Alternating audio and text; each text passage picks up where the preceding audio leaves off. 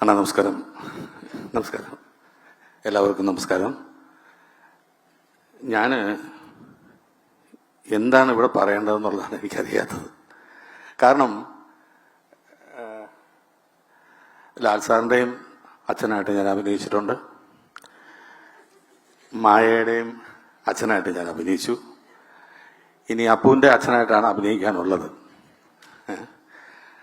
പിന്നെ അതിലുപരി എനിക്ക് ആന്റണിയുടെ മകൻ എന്ന് പറയുന്നത് നമ്മളുടെ മകൻ തന്നെയാണ്. നല്ല ആർട്ടിസ്റ്റാണ്. മായയുടെ പെർഫോമൻസിനെ പറ്റി ഞാൻ കൂടുതൽ പറയുന്നില്ല, കാരണം ബ്ലഡ് അതാണ്.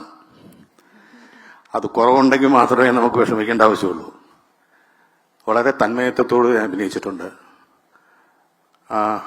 എന്താ പറയാ, സത്യത്തിൽ മായ അഭിനയിക്കുന്നതായിട്ട് തോന്നൂല, ബിഹേവ് ചെയ്യുന്നതായിട്ട് തോന്നുള്ളൂ. അതാണ് ഏറ്റവും വലിയ ഭാഗ്യം.